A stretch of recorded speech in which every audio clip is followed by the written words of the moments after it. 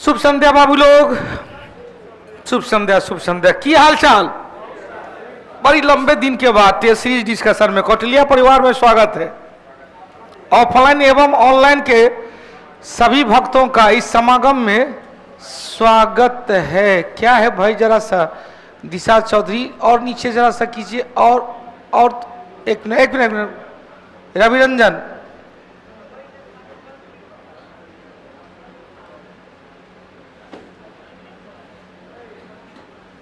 रविरंजन घाटशिला नरेश खीरे नगंदी बात। कौटिल्या परिवार के स्टूडेंट बहुत संस्कारवादी होते हैं। अपने संस्कार के प्रति हम लोग जाने जाते हैं। कौटिल्या परिवार चाहे महिला बटालियन हो, पुरुष बटालियन हो, ऑफलाइन के सदस्य हो, ऑनलाइन के सदस्य हो, और संस्कार ही दिखता है। वो संस्कार ही आत्मविश्वास भी पैदा करता है और रिजल्ट भी दिलाता है। चलो भाई, हम लोग बड़ी दिन के बाद मिले हैं। शनिवार को लास्ट डिस्कशन हुआ था टेस्ट संख्या 15 बिहार दरोगा, और मंडे से बिहार दरोगा का कुछ शेड्यूल, चूंकि 17 दिसंबर को बिहार दरोगा का डेट फाइनल हो चुका है, जिसकी घोषणा कई महीने, 1 महीना पहले से हम कह रहे थे। जिस दिन बिहार पुलिस का डेट दिया था उसी दिन हमने कह दिया था, देख बेटा 17 दिसंबर का डेट में कोई एग्जाम नहीं ले रहा है। बिहार पुलिस का जिस दिन डेट अनाउंस हुआ था कि भैया दिसंबर से जनवरी तक, उसमें 17 तारीख को डेट खाली रखा था। इसका मतलब है 17 को बिहार दरोगा का डेट फाइनल कर दिया, जिसका वेबसाइट में आज पेपर में भी दे दिया है। 17 तारीख को दोनों सीटिंग में एग्जाम लिया जाएगा, 1275 बिहार दरोगा वाले एग्जाम के लिए। अब रही बात, उससे पहले बिहार शिक्षक चरण, दूसरा चरण का भी एग्जामिनेशन का डेट ऑलरेडी डिक्लेयर है 7, 8, 9, 10 दिसंबर को। तो पहले शिक्षक वाला एग्जाम, फिर दरोगा, बिहार पुलिस वाला एग्जाम चलता ही रहेगा, फिर बिहार दरोगा वाला एग्जाम, और फिर जाकर जनवरी में मेरा अपना प्रिडिक्शन है बिहार एसएससी का एग्जाम हो जाएगा। क्योंकि यदि जनवरी में नहीं होता है तो फिर वो एग्जाम अप्रैल में चल जाएगा, इसलिए लेट नहीं करेगा। आयोग चाह रही है कि जितना जल्दी हो पाए उतना जल्दी निकालो। ऊपर से ही आदेश है कि लड़का पढ़े न पढ़े एग्जाम दिलाओ और पास करो। एगो चीज और देखा जाता है, जो आम धारणा है कि जब एग्जामिनेशन की तैयारी करने के लिए आपको लंबा मौका मिल जाता है, लंबा समय मिल जाता है, तो कटअप ज्यादा जाता है, क्योंकि सबको पढ़ने का मौका मिल गया है। लेकिन जब पीरियड कम मिलता है, 1 महीना ही रहता है, 1.5 महीना रहता है, तो जो पहले से पढ़ा हुआ स्टूडेंट है उसका रिजल्ट होने की संभावना ज्यादा रहती है। तो हम लोग तो भाई रेगुलर टेस्ट सीरीज में हैं, और यही टेस्ट सीरीज का कमाल है कि कौन बनेगा करोड़पति में जब मेरे को वीडियो कॉल आया अमिताभ बच्चन सर का, और एक क्वेश्चन में कौटिल्या परिवार के सदस्य फंस चुके थे और अंतिम लाइफलाइन था, क्योंकि ऑडियंस का यूज हो गया था, डबल डिप भी हो गया था, एक लाइफलाइन बचा था जिसमें मैं और शांतनु दोनों का नंबर दिए थे। तब बेचारे वह, हमने क्या कहा, आप जो लगातार पढ़ लीजिएगा ना तो छांटने की प्रवृत्ति आपको आ जाएगा, और जब छांटने की प्रवृत्ति आएगा तो एक्यूरेसी बढ़ जाएगी। ईश्वर के आशीर्वाद आप लोग के साथ रहे, खूब मेहनत करना है, क्योंकि दिसंबर में एग्जामिनेशन बिहार दरोगा का, बिहार पुलिस का, बिहार शिक्षक का, जनवरी में बिहार एसएससी का। मतलब आने वाले 2 महीना में यदि बढ़िया से एग्जाम जाएगा तो आपका रिजल्ट हो जाने की संभावना है। हालांकि बिहार पुलिस में 1 एग्जाम है, फिर फिजिकल है, फिर मेरिट लिस्ट है। बिहार दरोगा में 3 चरण में एग्जाम, तब जाके 4था चरण में मेरिट लिस्ट है। बिहार शिक्षक में 1 चरण का एग्जाम में पास किए, जाइए अपना काउंसलिंग कराइए। बिहार एसएससी में 2 चरण का एग्जाम है, जो पीटी है, फिर मुख्य परीक्षा है, और पीटी मुख्य परीक्षा पास किए तो आपका मेरिट लिस्ट बनकर तैयार, उसमें नाम आ गया तो आपका रिजल्ट हो जाएगा। तो आशा और उम्मीद करते हैं आने वाले दिनों में पैक कर दीजिए। आपकी तैयारी अच्छी होनी चाहिए और तैयारी को निरंतर बना के रखेंगे। चलो बाबू स्टार्ट करते हैं। पहला क्वेश्चन, यूट्यूब पे भी हमने अपने वादे को पूरा नहीं किया, हमको भी थोड़ा सा लगता है कि हमने कहा था, कि हम आते जाते रहेंगे, लेकिन दीपावली के बाद तबीयत 2-3 दिन फीवर आ गया, डर भी हो गया कि कहीं डेंगू तेंगू का प्रभाव तो नहीं पड़ा। टेस्ट कराए, ठीक हो गया, कुछ नहीं था, सीजनल था। अभी तो सीजनल खूब हो रहा है। और उसके बाद 3 दिन के बाद फिर त्योहार का उत्सवी माहौल, हम भी बोरिया बिस्तर बांधे और हम तो चले गांव, हम गंवार हो गए और गांव चल गए।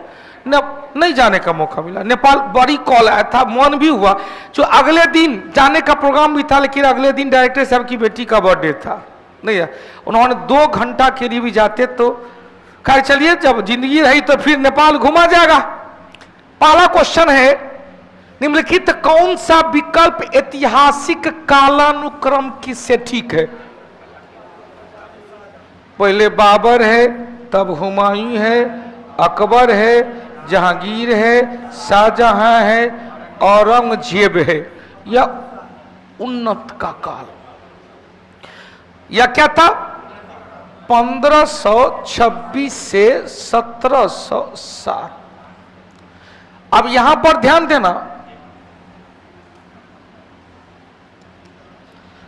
बाबर हो गया 26 से 1526 से 30, हुमायूं 1530 से 1555 नहीं 56, जिसमें 1540 से 1555 तक निर्वासित जीवन रहा, दिल्ली से बाहर रहा। तब आता है भाई कौन?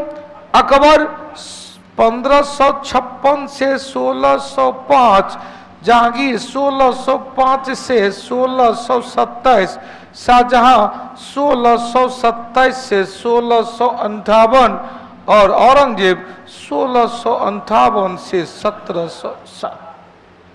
क्लियर?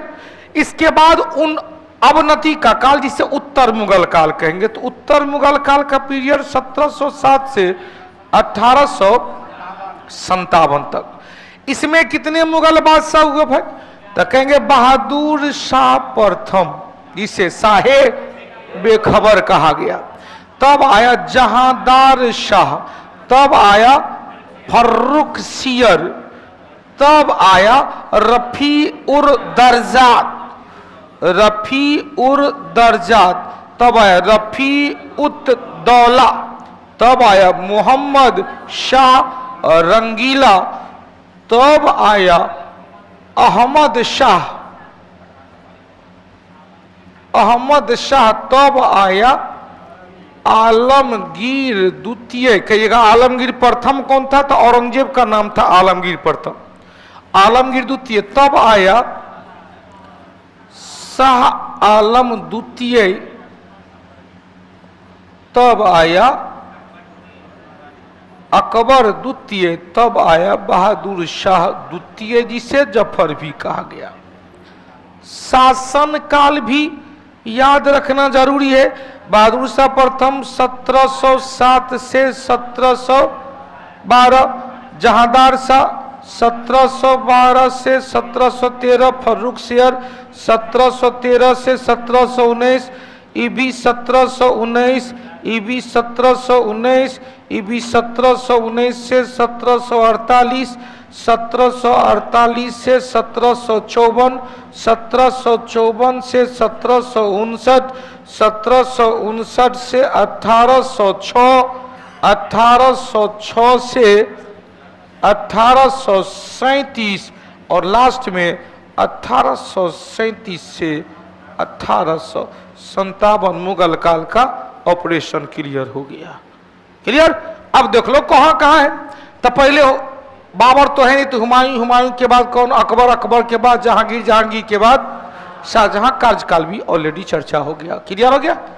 मेड इन इंडिया हटा दे, नंदन चौधरी। दूसरा क्वेश्चन चले। अकबर का मकबरा देख भैया, आगरा में शाहजहां का मकबरा है, दिल्ली में हुमायूं का मकबरा। हुमायूं के मकबरे को मुगल काल का कब्रिस्तान कहा जाता है। मुगल काल का निकष नमूना नेक्रोपोलिस।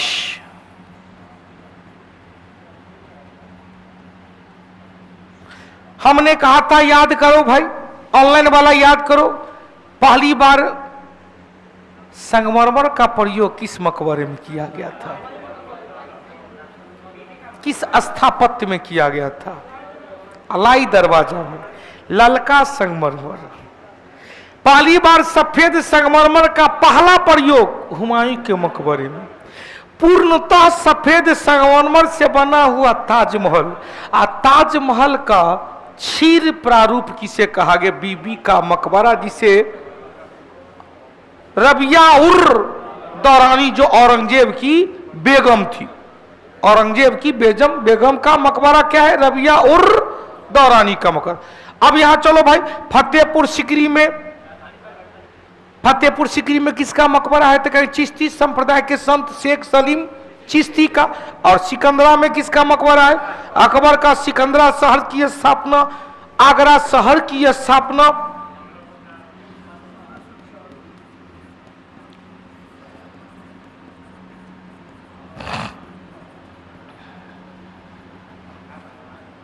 सिकंदर लोधी। तो मकबरा को भी ध्यान दे लेना है। बहुत अच्छा। बाबर प्रारंभिक मकबरा आगरा, पुनः काबुल में। हुमायूं कहां पर? दिल्ली में।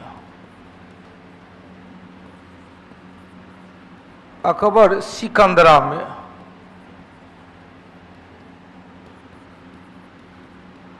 जहांगीर शाहदरा लाहौर, रावी नदी के तट।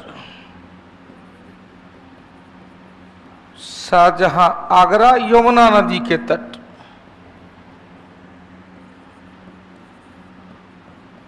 औरंगजेब औरंगाबाद महाराष्ट्र।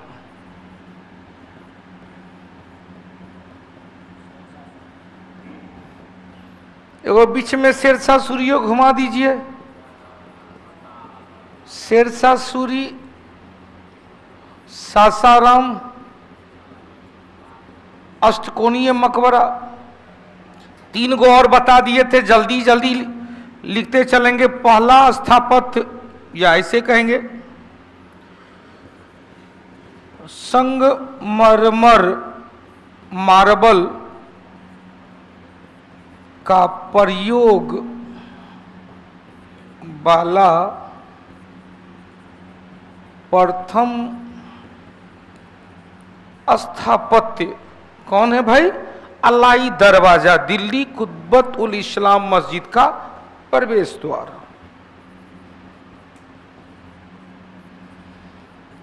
अलाई दरवाजा निर्माण करवाया अलाउद्दीन खिलजी। अलाउद्दीन खिलजी, तनु यादव, ऋतुराज, कैंडी, हो गया। ज्ञान रंजन, मिथिलेश बाबू भी आ गए हैं। अब गुरुजी दोनों टाइम सेट लीजिए मिथिलेश सिंह का। हाँ, हमने कुछ प्लान चेंज किया है, आप लोग को एक बार बता दें। बिहार दरोगा का जो बैच चल रही है, टारगेट बैच, मंडे से तो 2 शिफ्ट में चलेगी। सुबह 7 से 9 चलेगी और शाम के 4 बजे से 6 बजे तक चलेगी। जीएस का सुबह में ज्योग्राफी का क्लास होगा, शाम में हिस्ट्री का क्लास होगा नए सिरे से। दूसरा, अभी सप्ताह में 6 दिन टेस्ट हो, शब्द सुनिएगा, सप्ताह में 6 दिन टेस्ट हो रहा है, जिसमें 3 टेस्ट बिहार दरोगा के लिए, 3 टेस्ट बिहार एसएससी के लिए।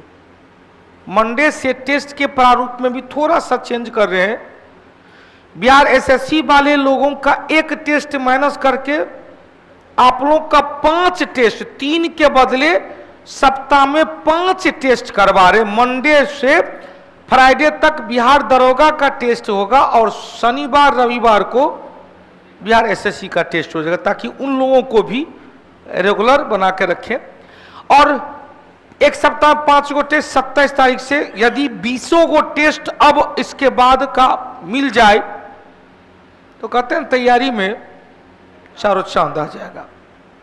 और अच्छी तैयारी, कल बिहार दरोगा का टेस्ट अपने समय पर रखा गया है, डिस्कशन केवल यूट्यूब चैनल पे होगा और हम डिस्कशन घर से ही ले लेंगे। जितना लेट से आएंगे, सवेरे आएंगे, हम डिस्कशन वहीं से ले लेंगे। कल आपका क्लास में ही टेस्ट होगा। टेस्ट में अभी ऑनलाइन डिस्कशन और ऑफलाइन टेस्ट, क्योंकि आंसर शीट को रंगना जरूरी है, एक्यूरेसी बढ़ेगी। हो गया, तो टेस्ट सोमवार से 5 गो होने वाला है प्रत्येक सप्ताह में। अब चलो भाई, अलाई दरवाजा निर्माण कौन करवाया था? अलाउद्दीन खिलजी ने। अलाई दरवाजा कहाँ है?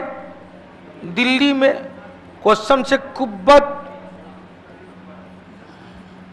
उल इस्लाम मस्जिद का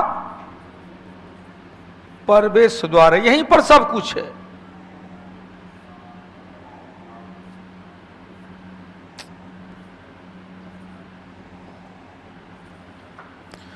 कुतुब मीनार भी है, अलाई दरवाजा भी है, कुब्बत इस्लाम मस्जिद है, चंद्रगुप्त विक्रमादित्य के द्वारा बनाया गया आयरन पिलर भी है। बउआ जरा सा देख लीजिए। हो गया, अब आगे बढ़ो बाबू। क्वेश्चन छेगा, कुब्बत इस्लाम मस्जिद को किसने बनाया था? कुतुबुद्दीन ऐबक, जिसे लाख बख्श कहा जाता है। ऐबक का अर्थ होता है चंद्रमा का देवता, चंद्रमा का देवता। क्लियर हो गया? क्वेश्चन, इसमें कौन सा संगमरमर? तो ललका संगमरमर, लाल संगमरमर, लाल मार्बल का यूज किया गया। क्वेश्चन घुमाएगा, सफेद मार्बल, व्हाइट संगमरमर का प्रथम प्रयोग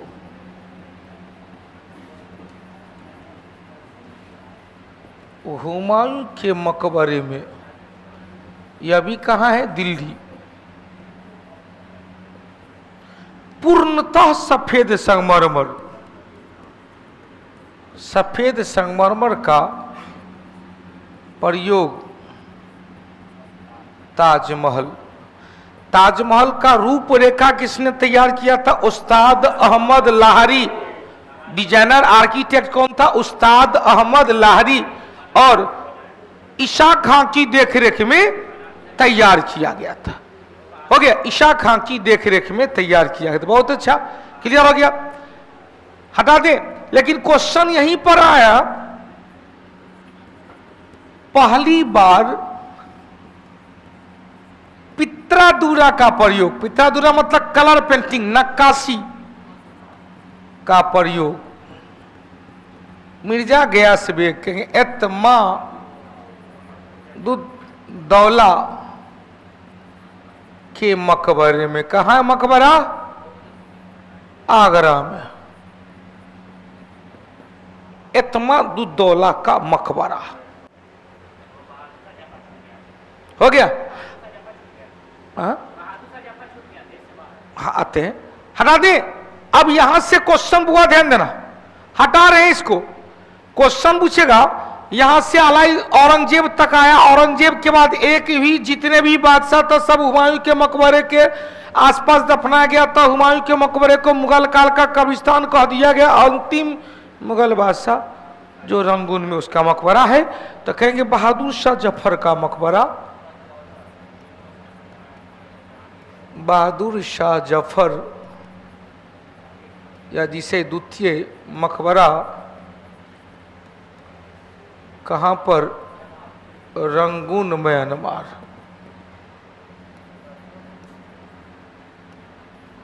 ये क्वेश्चन बने, सब लोग जवाब दे सकते हैं। मकबरा निर्माण शैली का जन्म किसे कहा गया?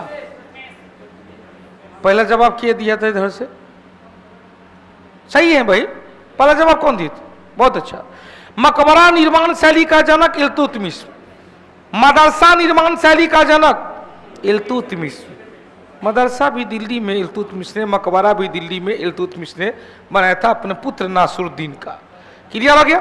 तीसरा क्वेश्चन चलो, किसने अपनी राजधानी को दिल्ली से दक्षिण भाग देवगिरी, जिसे दौलताबाद कहेंगे, देवगिरी या ही पगला था। देखो भाई, आज भी जो जाता पढ़ा लिखा रहता है ना, कहता पागल हो गया, पढ़ते पढ़ते पगला गया, हंसते हंसते बेहोश हो गया, खाते खाते लोट फोट हो गया। अब यहां से देखो क्वेश्चन पूछा राजधानी परिवर्तन कैसा था भाई, तो दूसरा प्लान था, पहला प्लान था गंगा यमुना। रे भाई, ओए बउआ, बैठे हुए हैं तो जरा देखिए ना, मूड खराब हो जाएगा, तब एनर्जी लेवल डाउन हो जाएगा। इधरे घूम के देखिए ना, आप भी वहां पर ठीक है, तो यहां पर कैसे जिलेबी बनने लगता है, तो फिर मजा नहीं आएगा ना। एक तो इतना दिन के बाद देखने को मौका मिला इन लोगों को, और तैयो बीच में चंद्रमा आ जाएगा तो सूर्य ग्रहण न होगा, और कहीं बीच में पृथ्वी आ जाएगा तो चंद्र ग्रहण न होगा।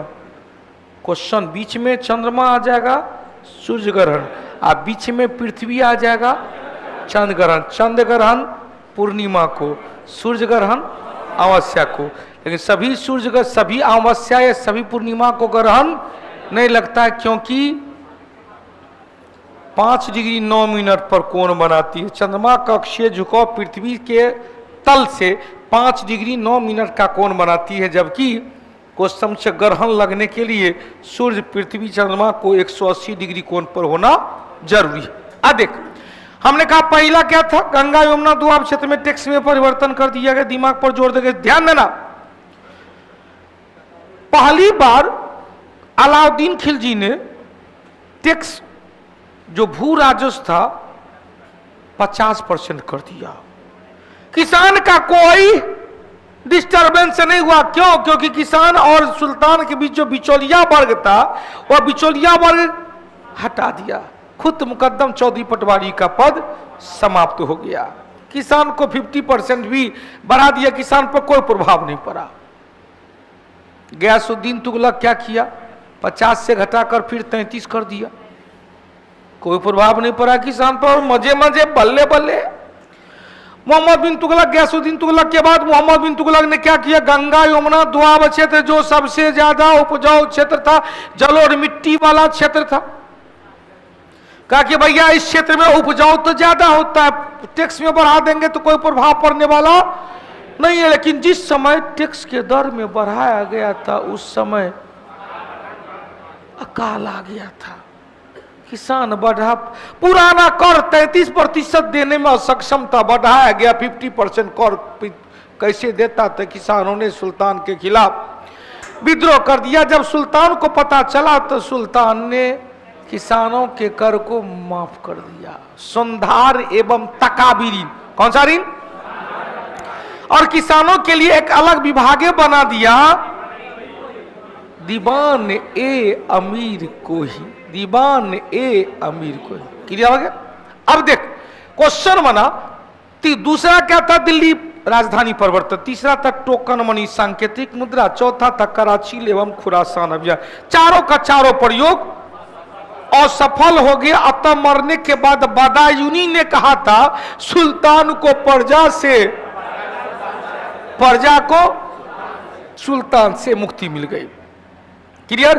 फिरोज शाह तुगलक, मोहम्मद बिन तुगलक को क्या कहेंगे, सिक्कों का राजकुमार, सन की बादशाह, रक्त पिपासु बादशाह, पगला बादशाह। फिरोज शाह तुगलक को एलिफिस्टन ने क्या कहा था, दिल्ली का अकबर। एलिफिस्टन ने क्या कहा था, देखो भैया मोहम्मद बिन तुगलक दरबार में रक्षाबंधन, होली, फगुआ का त्योहार मनाता था। चलो भाई चौथा क्वेश्चन चले। निम्नलिखित सभ्यताओं का एक ऐतिहासिक कालानुक्रम रखते हुए कूटों को ठीक से उत्तर दीजिए। तो कहेंगे विश्व का पहली सभ्यता मिस्र की सभ्यता, विश्व की पहली सभ्यता मिस्र की सभ्यता, दूसरी सभ्यता सिंधु घाटी सभ्यता, तीसरी सभ्यता यूनानी सभ्यता, चौथी सभ्यता सुमेरियन सभ्यता, इसके अकॉर्डिंग। लेकिन यदि देखेंगे तो कहेंगे पहला है मिस्र की सभ्यता। पहला क्या भाई? मिस्र की सभ्यता के बाद सुमेरियन, जिसे चीन की सभ्यता कहेंगे। क्वेश्चन चेगा स्क्रिप्ट लेखन, पहली बार स्क्रिप्ट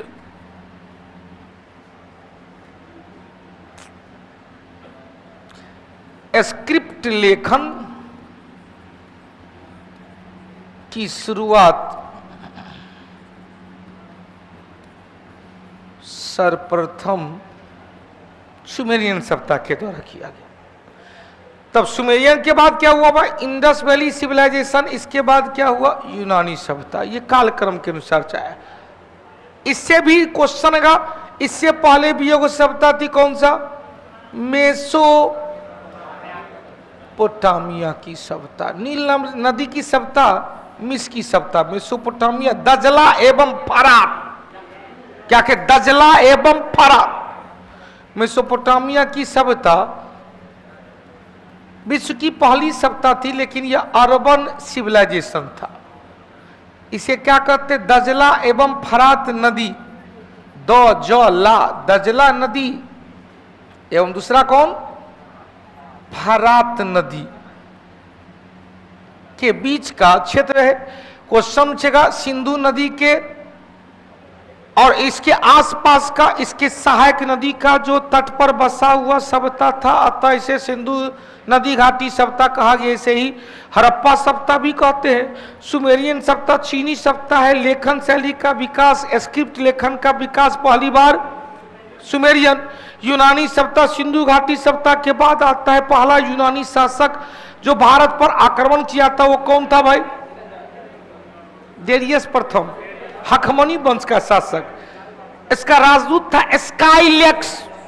स्काइलेक्स डेरियस प्रथम को दाई बाहु प्रथम भी कहा गया। उसके बाद मौर्योत्तर काल में ISPK, IS इंडो ग्रीक, शक, पर्थियन और कुषाण। उसके बाद हून आक्रमण होता है। उत्तर निकाल लीजिए 1, 4, 2, 3। संयुक्त राष्ट्र महासभा के 68वें बैठक की अध्यक्षता फ्रांसिस, डेनिस फ्रांसिस। देखो भाई, संयुक्त राष्ट्र महासभा है। संयुक्त राष्ट्र महासभा को विश्व का लघु संसद कहा जाता है। क्यों? क्योंकि जितने भी 193 सदस्य है, सदस्य देश मिनिमम 1 मैक्सिमम 5 लोगों को अपना प्रतिनिधि बनाकर भेज सकते हैं। लेकिन जब मतदान की बात होती है तो मतदान में हिस्सा केवल एक व्यक्ति करेंगे। हो गया, उत्तर निकल गया। अगला क्वेश्चन चलो भाई, बंबई एवं थाने के बीच सबसे पहला ट्रेन का नाम था black beauty.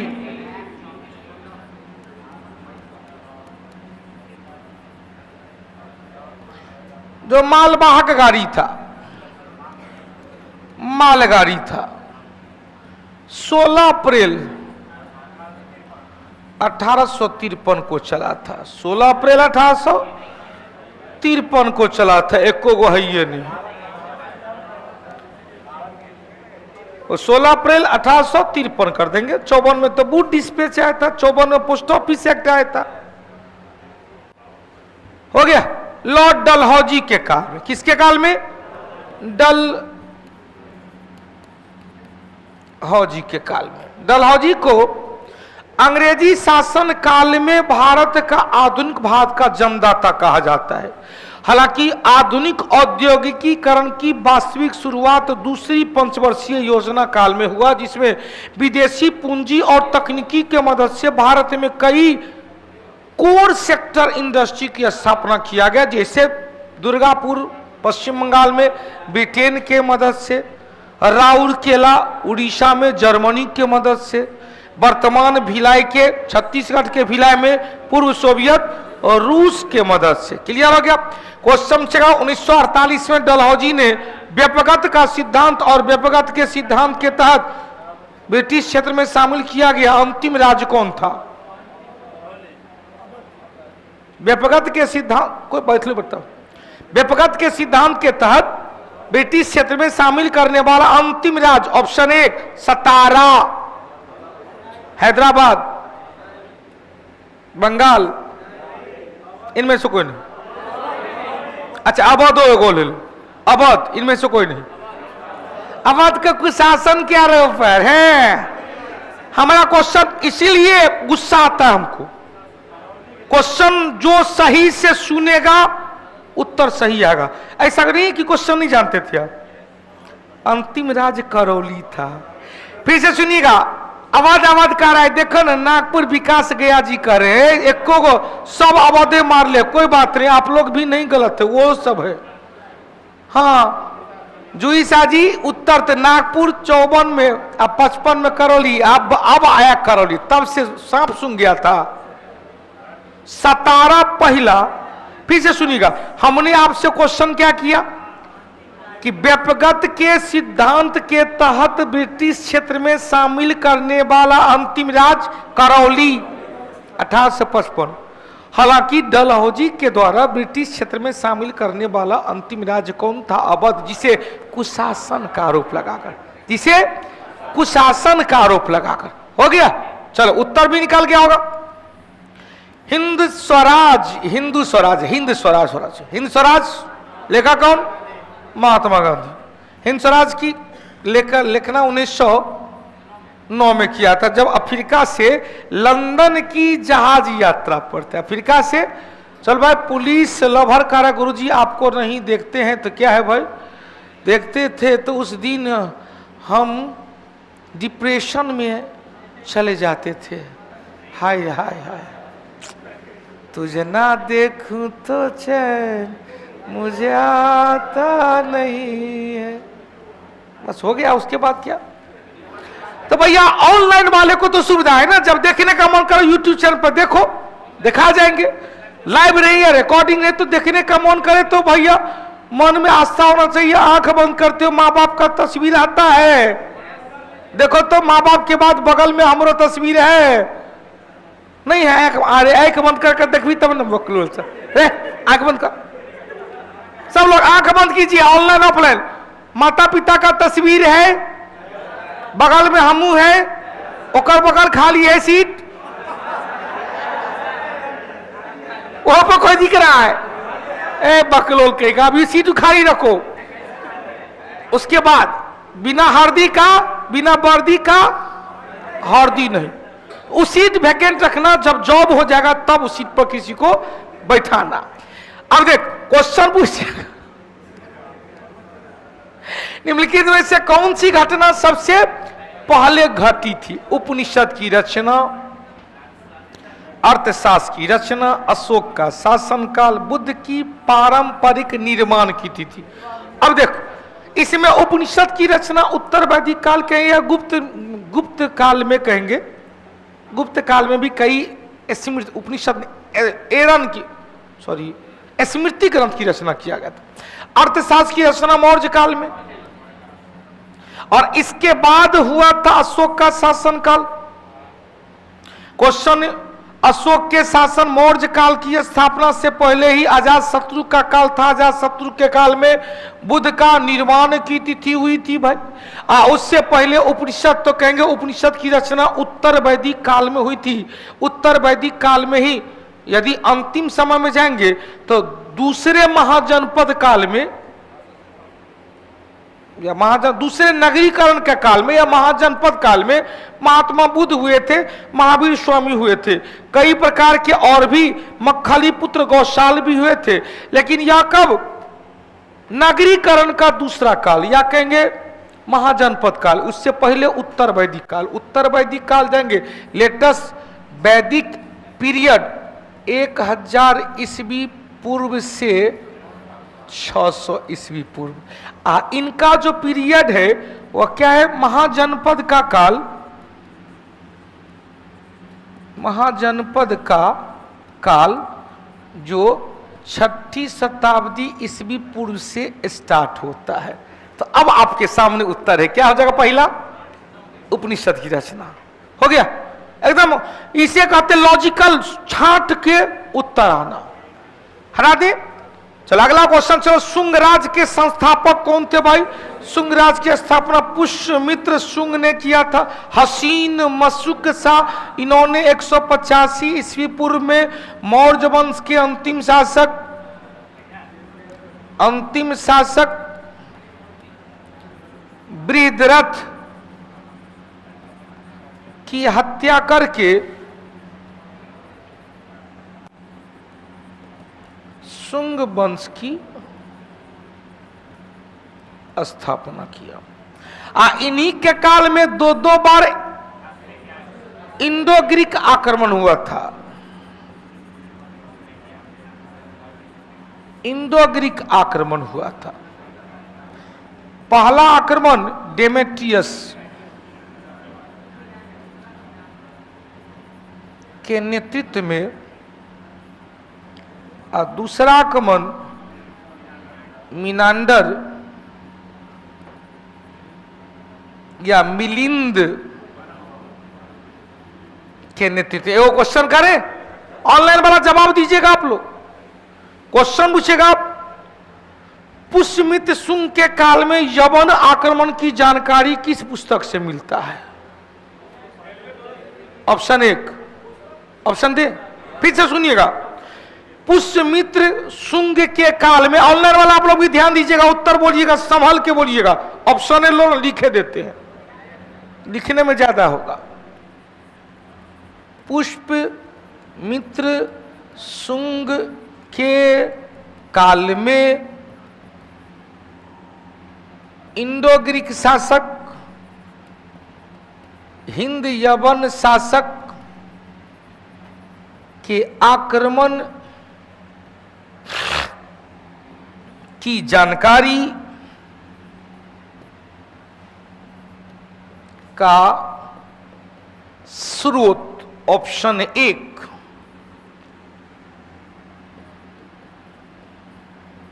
Gargi Samhita, option 2 Mahabhashya, option 3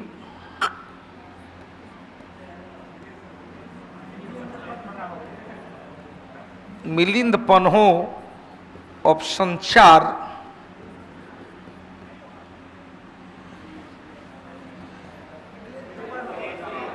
देखते हैं।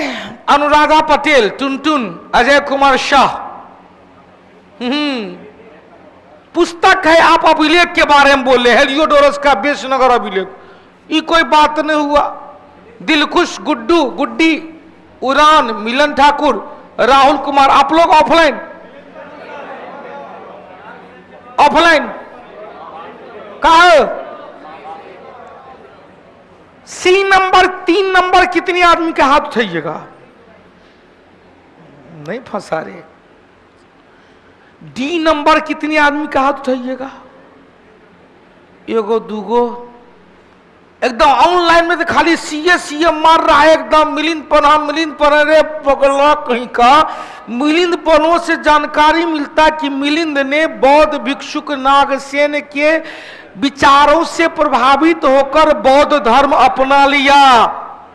इंडो ग्रीक आक्रमण के बारे में जानकारी नहीं मिला। इंडो ग्रीक आक्रमण के बारे में जानकारी गार्गी की रचना, गार्गी संहिता से। गार्गी, आपको क्या लगता था कि हम इतना हल्का क्वेश्चन मार देंगे? फिर से सुनिएगा, गार्गी की रचना, गार्गी संहिता से जानकारी मिलता है कि पुष्यमित्र शुंग के काल में इंडो ग्रीक आक्रमण हुआ था। दूसरा, गार्गी संहिता। दूसरा, और क्वेश्चन अगर इंडो ग्रीक आक्रमण के पश्चात अश्वमेध, 2 बार अश्वमेध यज्ञ किया था पुष्यमित्र शुंग अयोध्या में, जिसके महान पुरोहित पातंजलि था, जिसकी रचना महाभाष्य, और मिलिंद पन्हो की रचना बौद्ध भिक्षुक नागसेन, जिससे प्रमाण होता है कि भैया मिलिंद पहला विदेशी था जो बौद्ध धर्म को स्वीकार किया था। पहला विदेशी राजदूत हेलियोडोरस था जो भागवत धर्म को स्वीकार किया था। मध्य प्रदेश के विदिशा का गरुड़ ध्वज अभिलेख, जिसे ही बेसनगर का अभिलेख भी कहते हैं, वो बौद्ध धर्म न होके भागवत धर्म। गार्गी की रचना गार्गी संहिता जिनका जिनका है, इक्के दुए गो का नाम था, इसीलिए वो सही है। सौरभ यादव क्लियर हो गया। चल अगला 10वां क्वेश्चन। चलो भाई, विदेश मंत्री फरवरी 2023 में किस देश में सरदार वल्लभ भाई पटेल, किस देश में? फिजी की राजधानी शुआ, फिजी की वल्लभ भाई पटेल का प्रतिमा का अनावरण किया। फिजी को क्या कहते हैं? प्रशांत महासागर का सड़क पार कहते हैं। क्या कहते हैं? शुआ इसकी राजधानी है। इसे कहते हैं प्रशांत महासागर का सड़क पार। प्रशांत महासागर का चौराहा हवाई द्वीप। मोना लोआ ज्वालामुखी जो पहले मृत था अब सक्रिय हो चुका है। हटा दे। 11 नंबर। चलो भाई, तारीख मुबारक शाही। शेख मुबारक। तारीख के मुबारक शाही किसकी जीवनी है? तो मुबारक शाह का। किसका भाई? मुबारक शाह का। मुबारक शाह क्वेश्चन आएगा। सैयद वंश के शासक। वस्तु विनिमय। वस्तु विनिमय मतलब वस्तु की खरीद बिक्री को किस रूप में परिभाषित किया जा सकता है? जल्दी से। वस्तु का खरीद बिक्री किस रूप में परिभाषित किया जा सकता है? तो पहला क्या है? मुद्रा के पहले वस्तु का विनिमय। वस्तु विनिमय मतलब वस्तु से ही खरीद बिक्री। मुद्रा के बाद वस्तु का विनिमय। मुद्रा के साथ वस्तु का विनिमय। मुद्रा की मध्यस्थता के बिना वस्तु का विनिमय। इसे कहते हैं पायदन सिस्टम।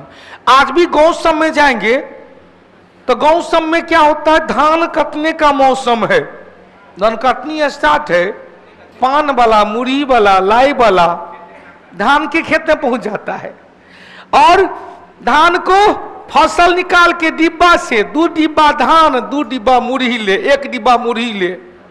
पता नहीं अब मिलता। हम लोग जब दिया पता थे गांव में जाने का मौका मिलता है धान कटनी में, तो धान कटनी को मुरही चूरा पर लाई पर जैसे ही देख लेते थे वो बेचने आया बड़का मंडप लेके खूब का हल्ला करके बुलाते थे, ओ भाई ओ आबो मोहरा आबो, और सब बैठ के खाते। वो क्या था? पायदन सिस्टम था, वस्तु विनिमय था।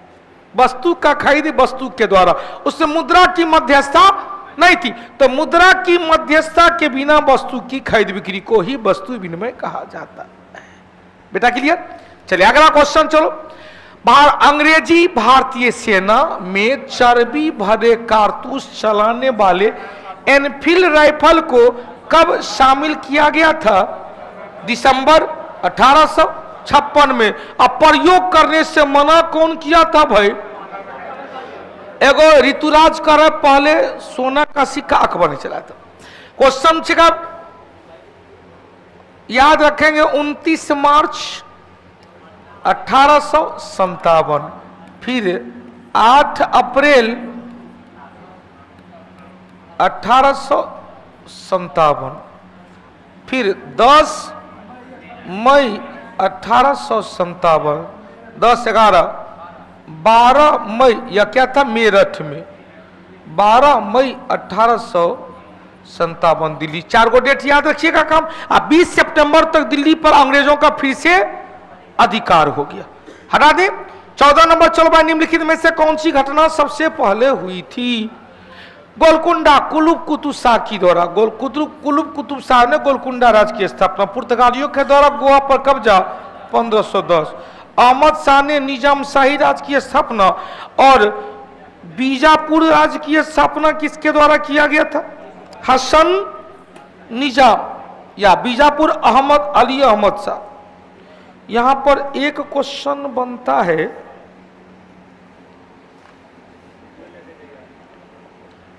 बीजापुर आया 1489 में। अहमदनगर आया 1490 में। कुलुब कुतुब शाह आया गोलकुंडा 1512 में।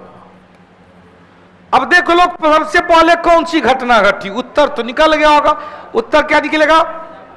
बीजापुर में यूसुफ आदिल शाह के द्वारा आदिल शाही वंश की स्थापना किया गया। हो गया। डेट भी दे दिया है कौन कौन भाई, 1489, 1490, 1510, 1500 और सबसे बाद में कौन घटी, गोलकुंडा।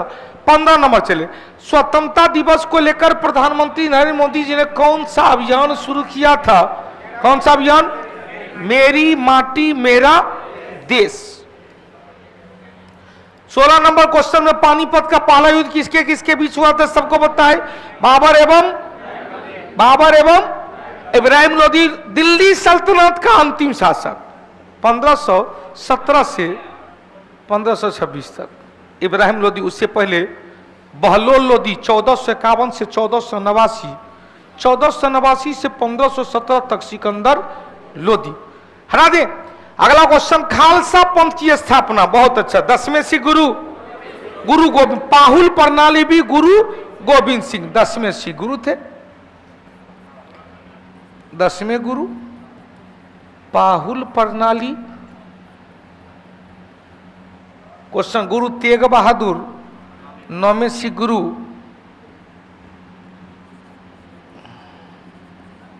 सच्चा पादशाह। गुरु नानक प्रथम गुरु, गुरु हर गोविंद यहां आना चाहिए, हर गोविंद। छठे सिख गुरु सच्चा बादशाह। 5वें सिख गुरु गुरु अर्जुन देव सच्चा पादशाह। गुरु ग्रंथ साहिब स्वर्ण मंदिर का निर्माण। हो गया। चल भाई, आज हम अभी तक एको बार अटेंडेंस बनाने और शेयर करने के लिए नहीं कहे थे। आज देख रहे थे कि 12-13 दिन के बाद आया है, कितना लोग इंतजार कर रहा था।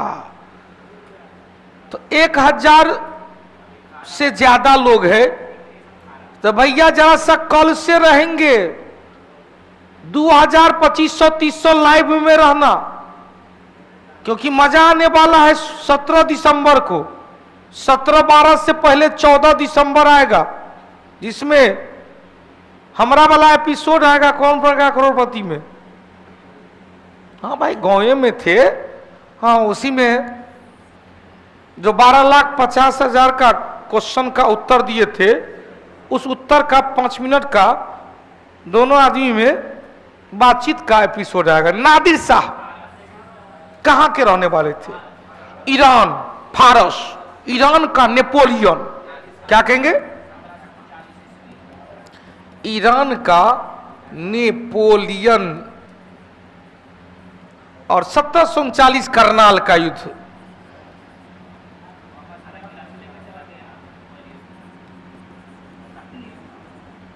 मोहम्मद शाह रंगीला की हार।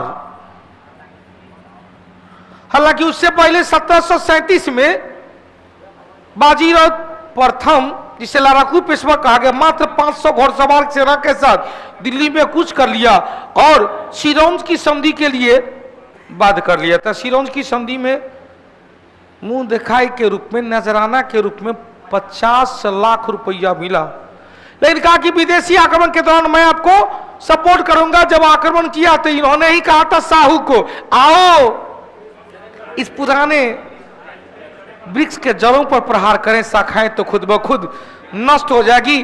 तब जाके छत्रपति साहू ने कहा था, आप निश्चय ही योग्य पिता के योग्य संतान है, आपके प्रयास से मराठा साम्राज्य का पताका अटक से लेकर कटक तक लहरा जाएगा। चल भाई, अगला क्वेश्चन, निम्न की कौन सी चोटी संसार की दूसरी चोटी? तो भैया पहला हो गया माउंट एवरेस्ट, पहला हो गया माउंट एवरेस्ट, दूसरा हो गया माउंट केटू, माउंट एवरेस्ट, और दूसरा हुआ माउंट केटू, और तीसरा हुआ माउंट कंचनजंगा। हाँ, संजोग क्या है, तीनों एशिया महादेश में, तीनों हिमालय में ही है।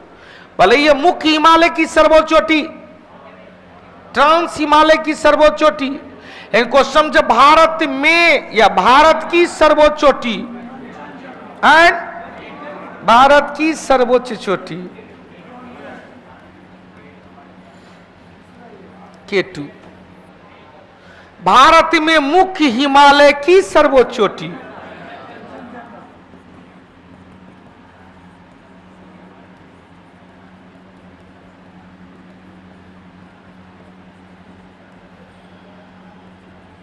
सर्वोच्च चोटी कौन है भाई?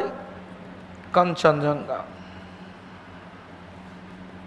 जो विश्व की तीसरी चोटी, विश्व की तीसरी के बाद भारत की दूसरी ऊंची चोटी। हरा दे, उत्तर क्या निकलेगा? ए नंबर। अगला क्वेश्चन, केंद्र सरकार ने परमाणु ऊर्जा आयोग का नए अध्यक्ष और परमाणु ऊर्जा विभाग के सचिव किसे नियुक्त किया गया है? किसे भाई? Question 21 number. चलो क्वेश्चन पूछा, निम्नलिखित में से विश्व की सबसे गहरी झील रूस में स्थित बैकाल झील जो ताजे या मीठे पानी का झील है, ताजे या मीठा पानी का झील है। यहीं पर क्वेश्चन घुमा देगा ऑनलाइन वाला, सबसे चैलेंज है, बताओ जल्दी वो कौन? सबसे गहरे स्थान पर स्थित झील, सबसे गहरे स्थान पर स्थित, आप लोग ही बताइएगा, सबसे गहरे स्थान पर स्थित झील पक्का डेड सी, मृत सागर है, जो दूसरा सर्वाधिक लवणता वाला झील है। इजराइल फिलिस्तीन और जॉर्डन के साथ सीमा बनाती है, इजराइल फिलिस्तीन और जॉर्डन के साथ सीमा बनाती है। बैकाल झील बोल रहा, हमने कहा सबसे गहरे स्थान पर स्थित झील, तो बैकाल झील भैया मृत सागर इजराइल, जॉर्डन और फिलिस्तीन के साथ सीमा बनाती है। हो गया क्वेश्चन से, टंगानिका झील क्या था? कहा था अफ्रीका महादेश में, बालकस झील कजाकिस्तान में, विक्टोरिया झील अफ्रीका महादेश में। विक्टोरिया झील के तीनों तरफ 3 देश है, कौन कौन है? तजाकिस्तान, उज्बेकिस्तान, युगांडा, कीनिया और तंजानिया।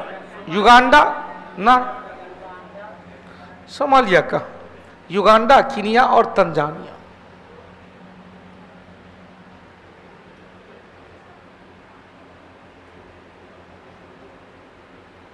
युगांडा, केनिया और तंजानिया। हो गया? या ज्यादा दिक्कत तो लो दूसरा मोड में देख लीजिए। ये कहां से खुल गया रे?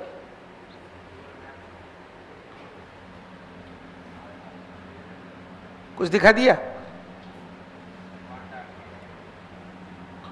लेक विक्टोरिया तो दिख ही गया होगा, विक्टोरिया झील। यहाँ कौन है? कीनिया है, यहाँ कौन है? तंजानिया है, यहाँ कौन है? युगांडा है।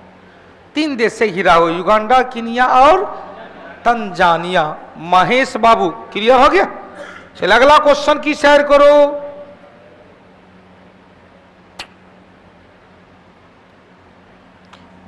इक्कीस क्लियर।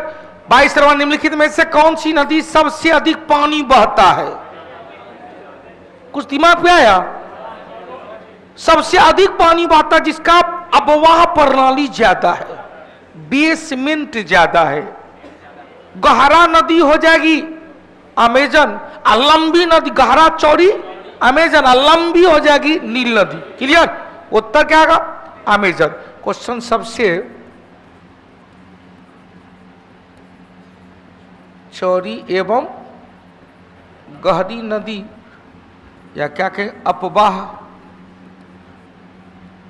प्रणाली में सबसे बड़ी हो गया ब्रह्मपुत्र। क्या कहेंगे? भारतीय उपमहाद्वीप की सबसे लंबी एवं गहरी गंगा भारत की सबसे लंबी गौरी भी कांगो को ही जैरे कहते हैं, जो विषुवत रेखा को 2 बार काटती है। लिम्पोपो मकर रेखा, माही कर्क रेखा, लिम्पोपो मकर रेखा। हो गया जानवी बेटा, क्लियर? चलिए अगला 23 नंबर चले। अब यहां पर 2 एक्स्ट्रा बताए थे। क्या बताए थे? मकर रेखा को 2 बार काटती है, मकर रेखा को 2 बार लिम्पोपो। क्वेश्चन, कर्क रेखा को 2 बार काटती है माही नदी, मरुस्थलीय क्षेत्र की सबसे, राजस्थान की लंबी नदी। किलिमंजारो कहां भाई? तंजानिया। कहां पर है? अफ्रीका में। क्वेश्चन पूछा, रामागुंडम बांध कहां पर है? रामागुंडम बांध गोदावरी नदी पर। क्वेश्चन और आता, गोदावरी नदी पर पोचमपाद बांध, जायकबारी परियोजना, पोचमपाद एवं जायकबारी। कावेरी नदी पर मैटूर बांध, कृष्णा राजा सागर बांध,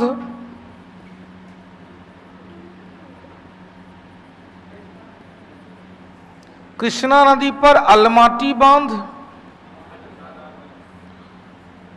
अलमाटी बांध, श्रीशैलम बांध, श्रीशैलम, नागार्जुन सागर, महानदी पर एक ही तो है प्रमुख, हीरा कुंड, जो सबसे लंबा बांध है उड़ीसा के संबलपुर में, उड़ीसा के संबलपुर में। 25 नंबर चलो भाई। बिहार सरकार ने तकनीकी शिक्षण संस्थान में आईटी नेटवर्क को मजबूत करने के लिए project electronics knowledge network, electronics knowledge network. 26 question, ring of fire किसे कहते हैं? प्रशांत महासागर। क्यों? क्योंकि प्रशांत महासागर के चारों ओर क्या है? सर्वाधिक सक्रिय ज्वालामुखी है।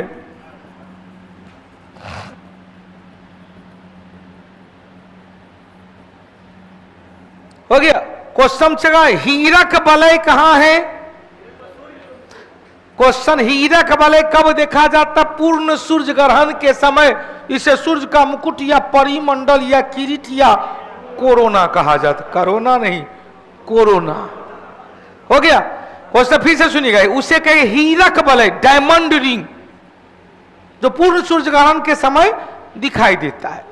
क्वेश्चन चलो भाई, रबर की खेती के लिए कौन सा जलवायु? तो रबर की खेती मुख्य रूप से भूमध्य सागरीय जलवायु, भूमध्य सागर ये जलवायु में रसदार एवं खट्टेदार फलों की खेती, या इसे कहेंगे साइट्रस फ्रूट, साइट्रस फ्रूट। अच्छा सॉरी, यह तो कहां पाया जाए? लेटराइट मिट्टी वाले क्षेत्र में, और लेटराइट मिट्टी विषुवत रेखीय क्षेत्र में। रबर की खेती अधिक वर्षा वाले क्षेत्र में, और अधिक वर्षा से बचाव के लिए ही उसकी पत्ती देखे होंगे मोटी होती है। अब भूमध्य सागर में तो साइट्रस फ्रूट, मानसूनी भाई आम है, जामुन है। नियाग्रा जलप्रपात यूएसए में सेंट लॉरेंस कैरोनी नदी पर कौन सा भाई? एंजिल जलप्रपात वेनेजुएला में, विश्व की सबसे ऊंचा, वेनेजुएला।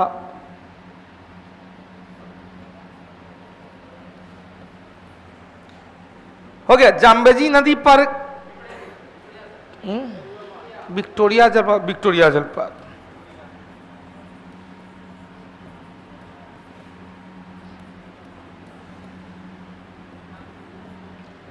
कैंजी नदी, नाइजर नदी पर कैंजी जलप्रपात, नाइजर पर कैंजी जलप्रपात। 29 नंबर चल रहा है, निम्नलिखित भारत के किस राज्य में सबसे ज्यादा कोयला का निकाला जाता है? तो कोयला का भंडार नहीं पूछ रहा, कोयला का उत्पादन पूछ रहा। छत्तीसगढ़ 1 नंबर, छत्तीसगढ़।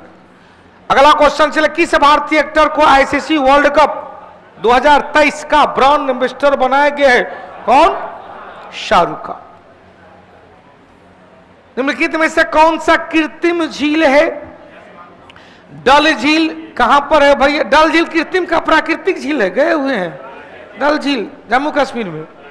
और डल झील में खेती बाड़ी सब होता है, व्यापार वाणिज्य सब होता है, हाउसिंग बोट भी है, मतलब घर नौये में घर बना हुआ है।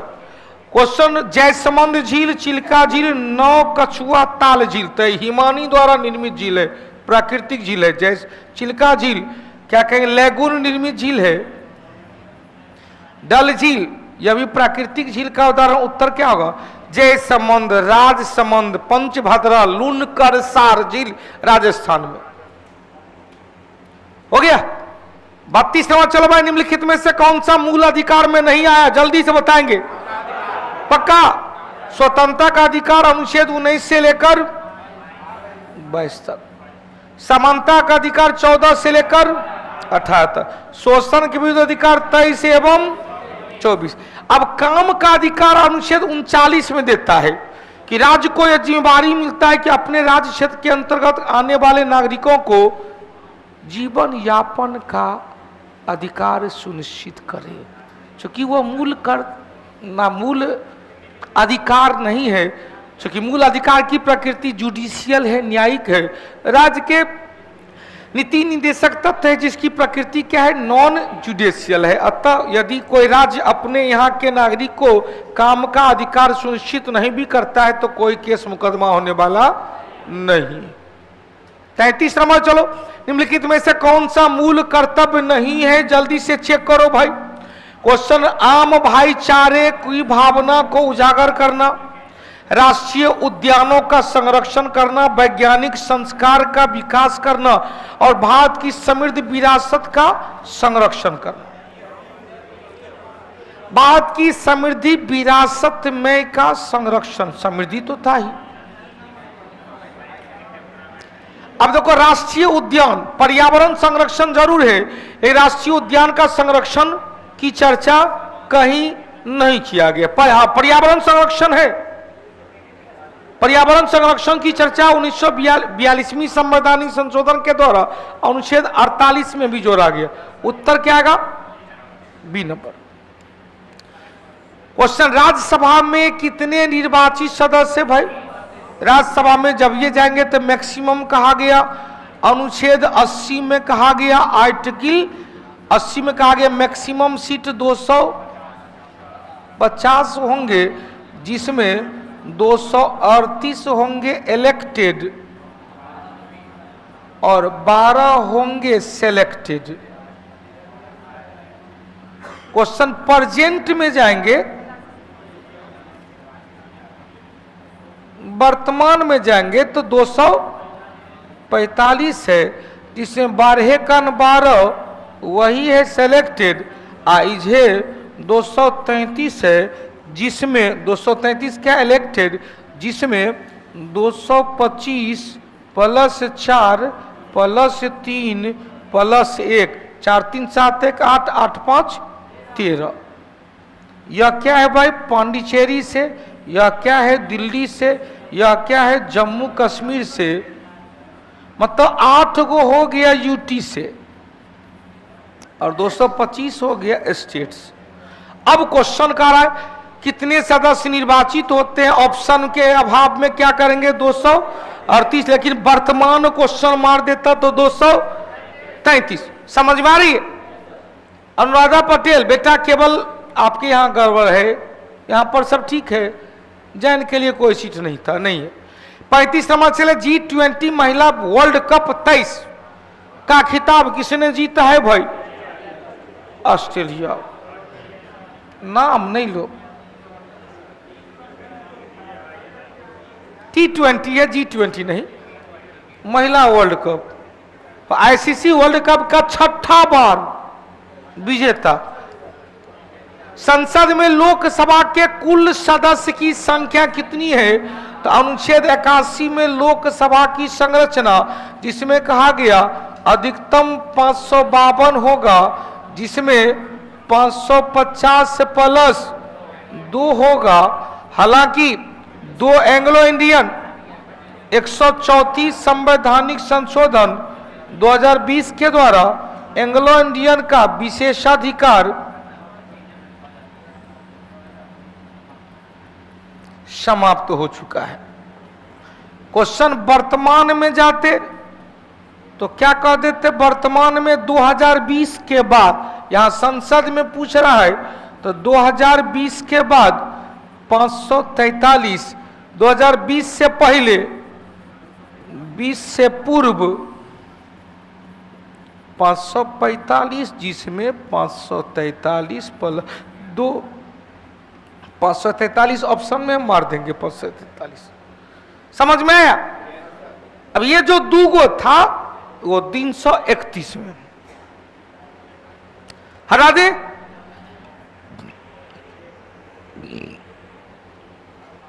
कहेगा सर जी क्वेश्चन तो फंसाने वाला था, कुछ नहीं था।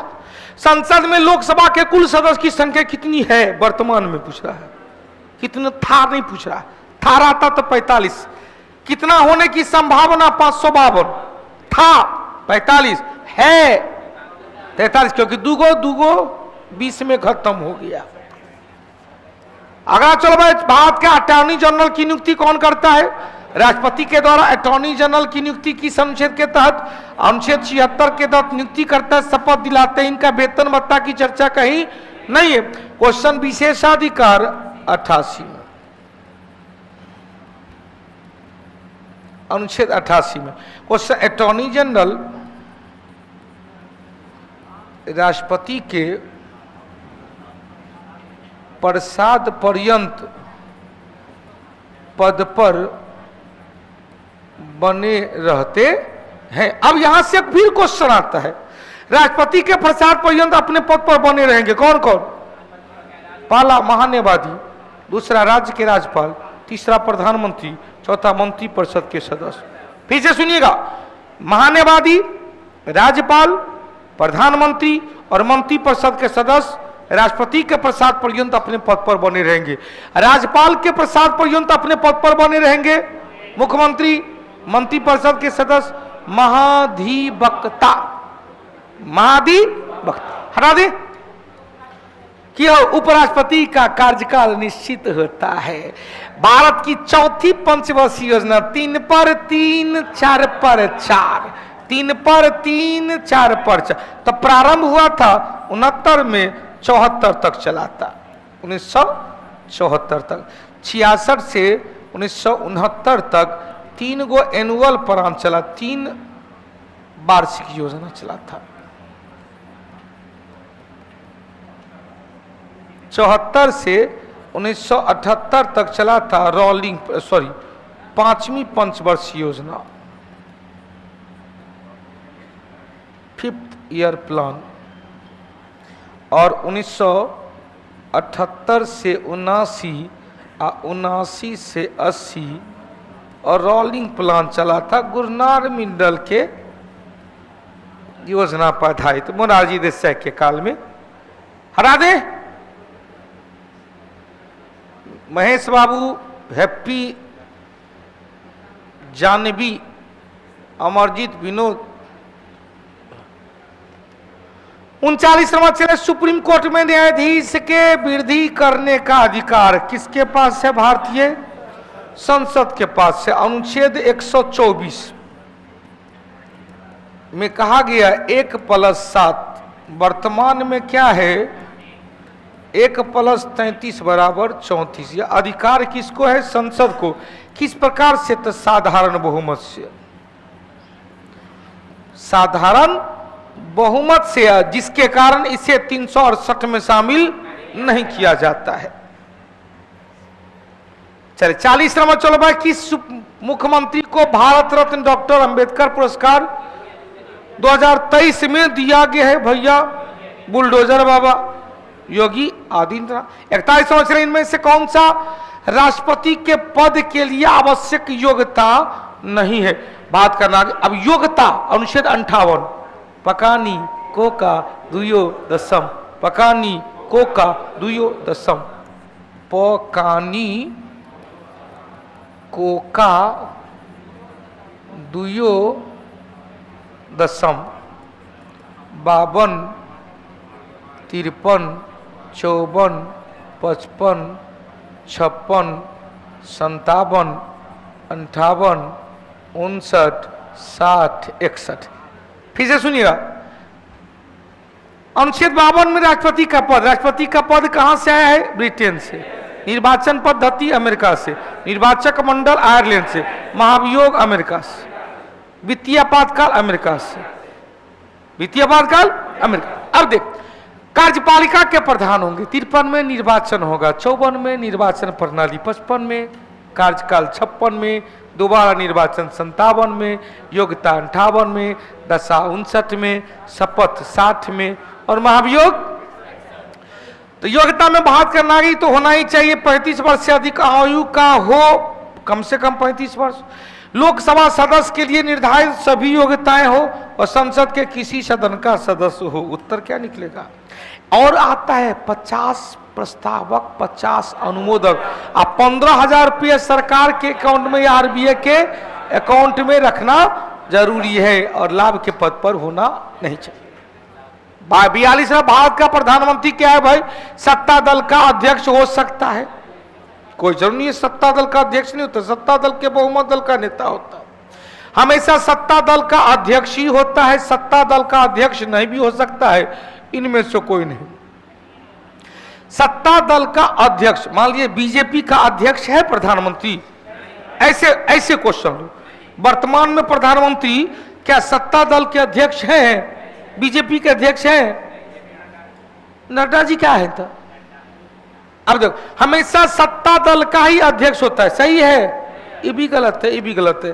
सत्ता दल का अध्यक्ष नहीं भी हो सकता है भैया, बिल्कुल सही है, सत्ता दल का अध्यक्ष नहीं भी हो सकता है। इसका मतलब यह भी कह रहा है सत्ता दल का अध्यक्ष हो भी सकता है। क्यों नहीं हो सकता है? प्रधानमंत्री कौन है? बहुमत दल के नेता है। बहुमत दल का नेता यदि अध्यक्ष को ही चुन लिया गया, इनकलाब जिंदाबाद। समझ में आया? उत्तर क्या निकलेगा? C number.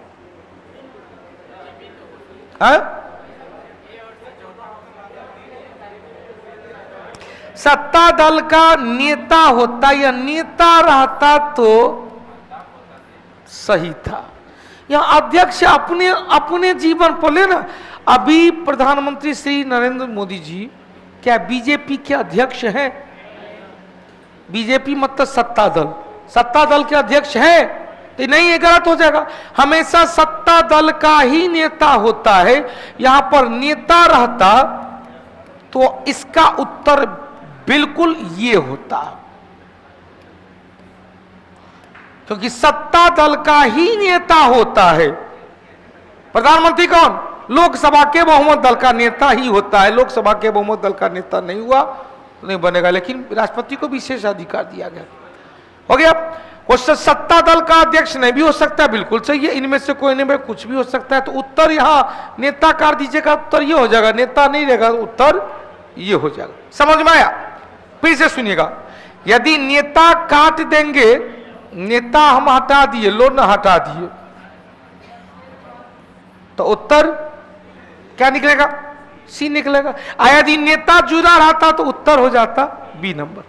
43 सर्वोच्च न्यायालय किसे हटाने के लिए राष्ट्रपति को सिफारिश कर सकता है? भैया मंत्रिपरिषद के किसी सदस्य को सर्वोच्च न्यायालय कहेगा, क्या कहेगा? पीएम करेगा। पीएम क्या करे? नहीं हटेंगे, कह देते हट जाओ, नहीं हटेंगे, क्या करेगा? राष्ट्रपति महोदय ठोटली पकड़ के रगड़ के फेंक दे, तो बर्खास्त करवाएगा। पीएम के सिफारिश पर राष्ट्रपति के द्वारा बर्खास्त कर सकता। प्रधानमंत्री खुद किसी को मंत्रिपरिषद से त्यागपत्र देने को कहा सकता है, लेकिन यदि नहीं देगा तो राष्ट्रपति से क्या कहेगा? इसको हटाइए, ये हटाइए। ये क्या है? सरल टोकरी है, रद्दी का टोकरी में। मोहम्मद अली जिन्ना ने कहा था रद्दी का भरा हुआ टोकरी है, किसको? भारत परिषद अधिनियम 1935। संघ लोकसभा से के अध्यक्ष और दूसरे सदस्य को, भैया ये तो ध्यान देना, संसद में भारत के क्षेत्र में सभी न्यायालय को कारा राष्ट्रपति को हटाने की सिफारिश भारत के राष्ट्रपति को, राष्ट्रपति संसद करेगा भारत के क्षेत्र के सभी न्यायालयों को हटा दे।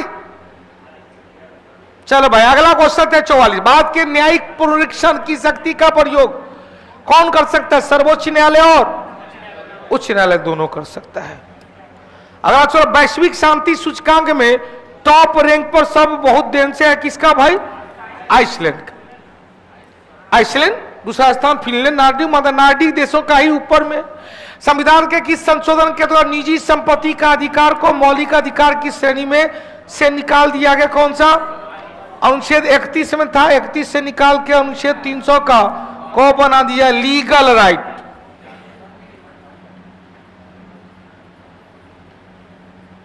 लीगल राइट, वैधिक अधिकार बना दिया गया, वैधानिक अधिकार।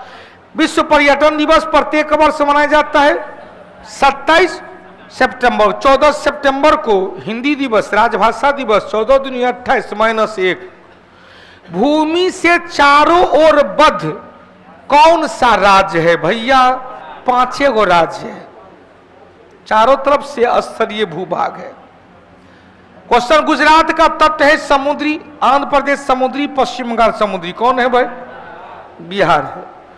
क्वेश्चन छेगा बिहार, पश्चिम बंगाल, बिहार, झारखंड, मध्य प्रदेश, छत्तीसगढ़, तेलंगाना, हरियाणा, उत्तर प्रदेश, दिल्ली, चंडीगढ़, ये सब क्या है? लैंडलॉक है, लेकिन घुमा देता है ऊपर, थोड़ा सा कंफ्यूजन क्रिएट करवाता है।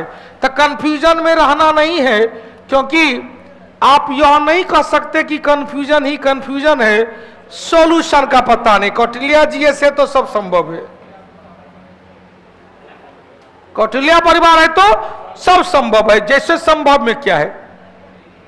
यहां से चलो 16 2 18, 16 2 18, 1 2 3 4 5 6 7 8 9 10 11 12 13 14 15 16 17 एवं 18। यहां से पश्चिम बंगाल हमने कर दिया। 18 ऐसा राज्य और केंद्रशासित प्रदेश, 16 2 18, 16 राज्य और 2 केंद्रशासित प्रदेश। इसका कम से कम एक सीमा अंतरराष्ट्रीय है। 3 ऐसे राज्य हैं, 3 ऐसे राज्य हैं जिसका केवल 2 सीमा अंतरराष्ट्रीय है। कौन कौन? उत्तराखंड है, मिजोरम है, असम है। उत्तराखंड चीन और नेपाल, असम भूटान और बांग्लादेश, मिजोरम बांग्लादेश और म्यांमार। 3 ऐसे राज्य एवं एक ऐसे केंद्रशासित प्रदेश है जिसका सीमा 3 देशों के साथ है। कौन कौन है भाई? तो क्या के लद्दाख है, और कौन है? सिक्किम है, और कौन है? अरुणाचल प्रदेश है, और कौन है? पश्चिम बंगाल। लद्दाख की सीमा पाकिस्तान, अफगानिस्तान, चीन। सिक्किम की सीमा चीन, नेपाल, भूटान। पश्चिम बंगाल की सीमा बांग्लादेश, नेपाल और भूटान। अरुणाचल प्रदेश की सीमा भूटान, चीन और म्यांमार। कहानी खत्म हो गया।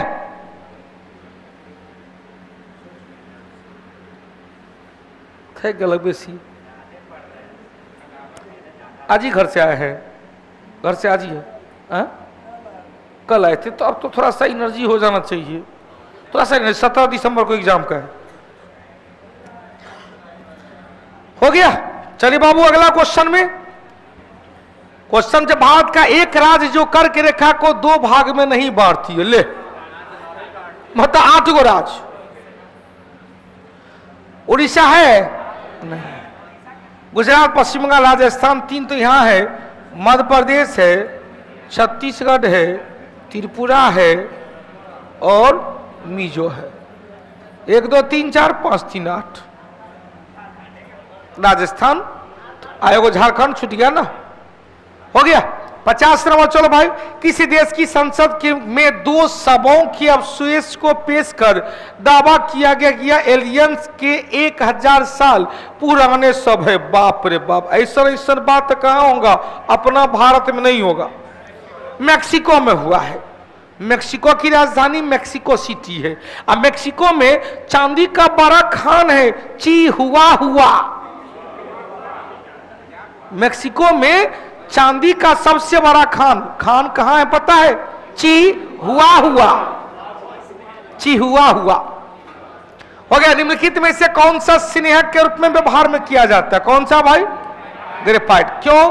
क्योंकि कार्बन के 6 परमाणु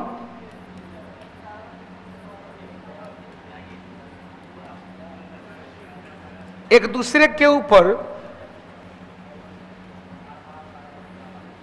कल बिहार दरोगा का टेस्ट होगा, एकदम धाकर क्वेश्चन तैयार किया गया। अभी से बेटा सुपरहिट तैयारी करना है तो टेस्ट को रेगुलर करेंगे। टेस्ट डिस्कशन केवल बिहार दरोगा वाला से को शिकायत है कि दरोगा वाला केवल दरोगा वाला में रहता है। अरे भैया बिहार एसएससी का भी टेस्ट है, उस 75 क्वेश्चन जी के जीएस है, वो मारना और रेगुलर हो जाएगा। तो अभी तो अब तो 8 दिन हो जाएगा, 7 दिन, 5 2 7 दिन हो जाएगा टेस्ट, मंडे टू फ्राइडे और सैटरडे एवं संडे। तो 7 गो टेस्ट रेगुलर हो जाएगा। 15 तारीख तक तो बहुत अच्छा आपका मोटिव हो जाएगा। कार्बन के 6 परमाणु एक दूसरे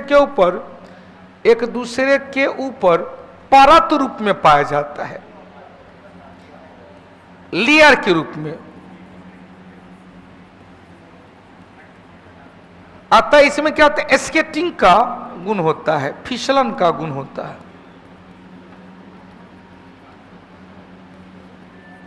और फिसलन का गुण होने के कारण ठोस स्नेहक के रूप में ग्रेफाइट का यूज किया गया। 52 नंबर चलो, प्रकाश विद्युत सेल में क्या होता है भाई? प्रकाश ऊर्जा का विद्युत ऊर्जा में, प्रकाश ऊर्जा का विद्युत ऊर्जा में।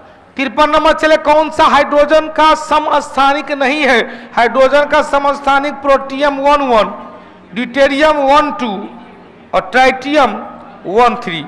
सबसे हल्का रेडियो सक्रिय ट्राइटियम हो गया, सबसे हल्का रेडियो सक्रिय तत्व।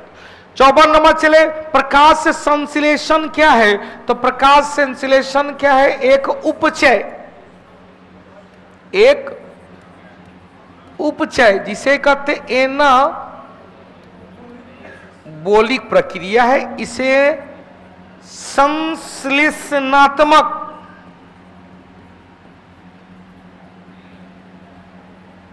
कंस्ट्रक्टिव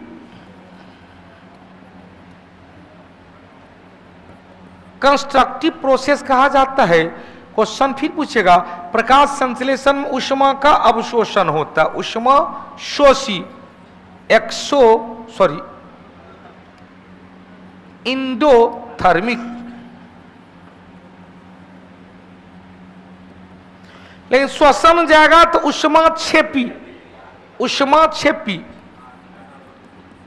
श्वसन क्या है? ऊष्मा क्षेपी एक्सोथर्मिक। चलिए अगला 55 नंबर चलो भाई, मिलाने के लिए दिए वाष्प बन रहा है तो वाष्प क्या बना भाई? लिक्विड से गैस बना। ऊर्ध्वपातन क्या हुआ? सॉलिड से गैस बना। हिमांक हुआ, हिम बन गया, द्रव से ठोस बना, लिक्विड से सॉलिड बना, गल गया मेल्ट हो गया, ठोस से सॉलिड से लिक्विड बना। अब निकाल लो क्वेश्चन से, ठोस द्रव में, तो ठोस का द्रव में हो जाएगा गलना, द्रव का ठोस में हो जाएगा हिमांक, ठोस का गैस में हो जाएगा ऊर्ध्वपातन, द्रव का गैस में हो जाएगा वाष्पन। उत्तर निकला 4 3 2 1 4 3 2 1। अगला क्वेश्चन, उच्च तापमान पर गर्म करके कार्बनिक यौगिक को सरलतम यौगिक में तोड़ने की घटना को क्या कहते हैं? तो उसे कहते उच्च तापमान पर कार्बनिक यौगिक का जटिल रूप को सरलतम यौगिक में तोड़ने की घटना को ताप दे रहा है तो कहेंगे इलेक्ट्रोलाइसिस, थर्मोलाइसिस, ताप अपघटन। तो जब ये उच्च ताप होगा तो ताप अपघटन की प्रक्रिया। बहुलीकरण मतलब क्या हुआ? छोटे छोटे एकलक मिलाकर बहुलीकरण किया। रेयन सेलुलोज का बहुलक, नाइलॉन एडिपिक एसिड का बहुलक, प्राकृतिक रबर आइसोप्रीन का बहुलक। क्लियर हुआ? रेयन किसका? सेलुलोज का बहुलक। नाइलॉन प्रयोगशाला में निर्मित पहला संश्लेषित रेशा नाइलॉन किसका बहुलक? एडीपिक एसिड का। क्वेश्चन छेगा प्राकृतिक रबर आइसोप्रीन का बहुलक है। 57 नंबर चले, किसी प्रतिरोध में धारा के प्रवाह को 4 गुना बढ़ा दिया जाए। धारा के प्रवाह को, इलेक्ट्रिक करंट को 4 गुना बढ़ा देंगे तो हीट क्या होगा? हीट 2 गुना। हीट क्या होगा? अच्छा 4 चौका ना 4 4 का I बराबर H बराबर I स्क्वायर RT। तो केवल यही बड़ा है ना, धारा 4 गुना तो 4 चौका 16। 58 नंबर चले, कौन सा संलयन की प्रक्रिया पर आधारित है? तो संलयन की प्रक्रिया हाइड्रोजन बम। कैसा? अनियंत्रित। और पर तारे में भी ऊर्जा का स्रोत क्या है? संलयन की प्रक्रिया नौका विखंडन प्रक्रिया। किसी बंदूक का प्रतिक्षेप एक उदाहरण है रेखीय संवेग संरक्षण का सिद्धांत। तोप से निकला हो गोली। 7 नंबर न्यूटन बले। अब न्यूटन बले जाएंगे तो क्या है भाई? न्यूटन बले तो कहते हैं उत्तल लेंस के स्पर्श बिंदु के चारों ओर पाए जाने वाला रंगीन वलय को न्यूटन वलय कहा जाता है। उत्तल लेंस को कहते हैं अभिसारी लेंस, इसे कहते हैं पठन लेंस, इसे ही कहते हैं आवर्धक लेंस।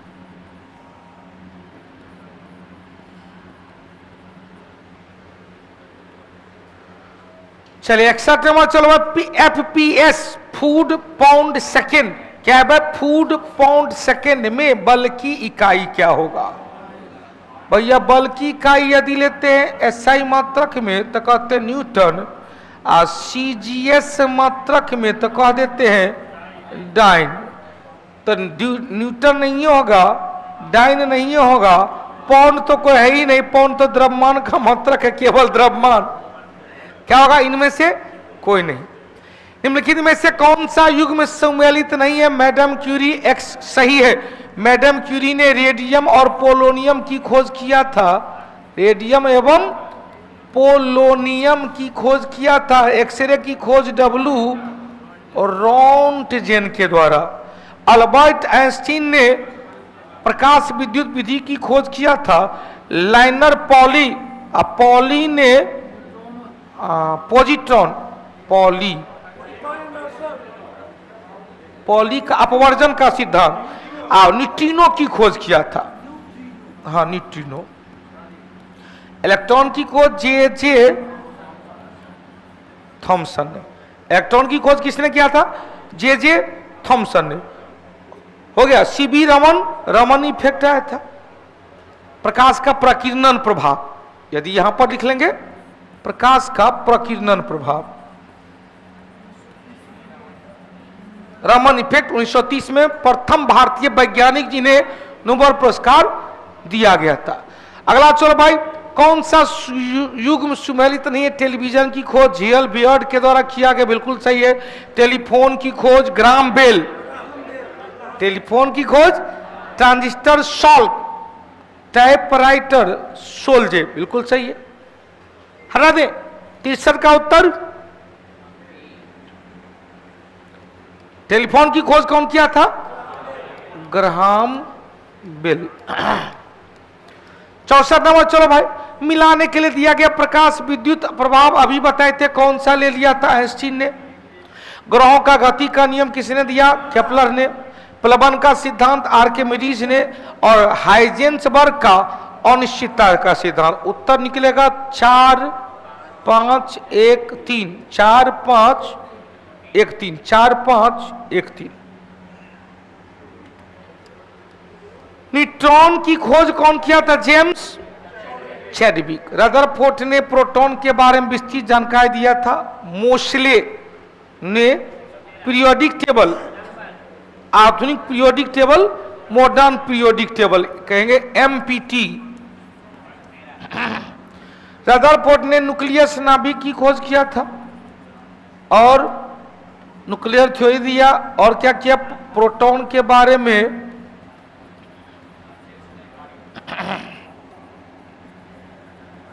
विस्तृत जानकारी दिया। जे थॉमसन ने इलेक्ट्रॉन की खोज किया था, इलेक्ट्रॉन की खोज किया था। हटा दे 66 नंबर चले, कार्बन 14 कार्बन 12, यहां पर परमाणु संख्या समान है, परमाणु द्रव्यमान अलग अलग है, तो क्या होगा, समस्थानिक होगा। समस्थानिक में इलेक्ट्रॉन बराबर प्रोटॉन होता है, न्यूट्रॉन बराबर नहीं होता है। किसके कारण से संख्या भिन्न है भाई, किसके कारण से, न्यूट्रॉन की संख्या। इलेक्ट्रॉन प्रोटॉन समान। कितना स्कोर करने पर दरोगा पीटी हो जाएगा, चप होते जा रहा है।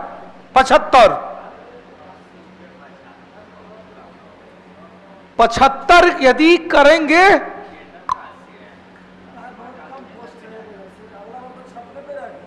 पचहत्तर, इसीलिए कि 1275 सीट है। इसमें खूंखार शेर सब है, क्या बार खून पी के नजर गरेले है, आ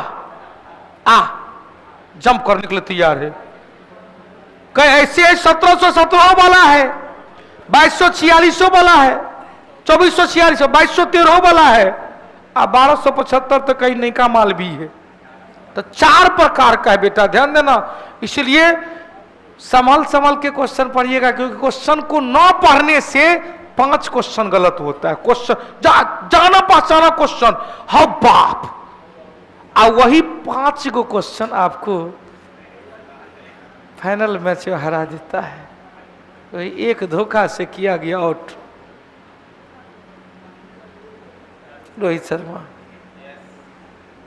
चल कोई बात नहीं भाई, हम भारतीय सभी परिवेश में अपने आप को शेयर कर सकते। विद्युत तापकों के तापन तत्व में तांबा तार का प्रयोग नहीं किया जाता है। क्यों भाई, क्योंकि तांबा तार कीमती है, बहुत सस्ता है, विद्युत प्रतिरोधी है, या विद्युत का अति सुचालक है, या अधिक सुचालक है। चांदी के बाद तांबे है, चांदी के बाद तांबा। सोनू नालंदा, मैं आपका सारा वीडियो लाइव नहीं देख पाता हूं, बट बाद में देख लेता हूं। एकदम इनकलाब जिंदाबाद। 68 नंबर, ऊपर उठने वाले लिफ्ट में एक भार मापी यंत्र लगा दिए हैं।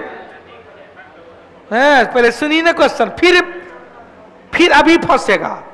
क्वेश्चन छुपा के रख ले, ऊपर की ओर त्वरित नहीं कर रहा है, न ही समान वेग से कर रहा है। समान वेग में रहता तो भार में कोई परिवर्तन नहीं, लेकिन यदि ऊपर की ओर त्वरित होगा भार में वृद्धि होगा। ध्यान देना, ऊपर की ओर उठने वाले लिफ्ट के भार में मापक यंत्र पर एक व्यक्ति खड़ा है। स्केल, व्यक्ति का वजन वास्तविक वजन होगा, कम वजन होगा, अधिक वजन होगा, शून्य वजन होगा। ई तो नहीं होगा, ई तो नहीं होगा। क्वेश्चन यहां पर त्वरित लिखा रहता तो भार में वृद्धि, लेकिन यहां पर ऊपर उठने वाली लिफ्ट के भार में ऊपर जा रही है, उठने के लिए तो कोई ना कोई बल काम कर रहा है। ऊपर उठाने, यहां पर रहता समान वेग तो क्लियर कर देते, भाग में कोई परिवर्तन। उठने में एक बल काम किया और पृथ्वी भी उसे एक बल से खींचा। पृथ्वी जिस बल से खींचता है उसे गुरुत्व बल कहते हैं, जिस त्वरण से खींचता है उसे उड़ते त्वरण कहते हैं। हटा दे। Answer clear. 69 मिलाने के लिए चलो, प्रकाश की तीव्रता, प्रकाश का रंग, प्रकाश का वेग, प्रकाश का संचरण। प्रकाश की तीव्रता आयाम पर निर्भर करता है। तीव्रता, ध्वनि की तीव्रता भी आयाम पर निर्भर किया। प्रकाश का रंग या प्रकाश का वेग माध्यम के अपवर्तनांक पर निर्भर करता है। प्रकाश का रंग प्रकाश की आवृत्ति पर निर्भर करता है। प्रकाश का रंग, प्रकाश, ठीक है। और प्रकाश का संचरण माध्यम के गुणधर्म पर। उत्तर निकालिए 4 3 4 2 1, 3 4 2 1, बी नंबर। अगला क्वेश्चन, जल में वायु का बुलबुला, जब ये जल में वायु का बुलबुला व्यवहार करता है वो कैसा? उत्तल, लेकिन व्यवहार करेगा अवतल। क्यों? क्योंकि कहा जाता है किसी लेंस को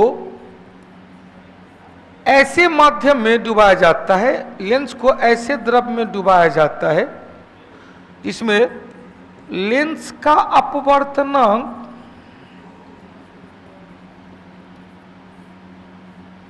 कम है, द्रव का अपवर्तनांक अधिक है। तो इस कंडीशन में फोकल लेंथ, फोकस दूरी एवं क्षमता पर प्रभाव नहीं पड़ता है।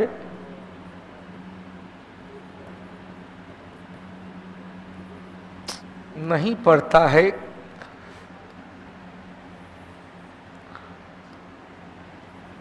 लेकिन प्रकृति बदल जाती है।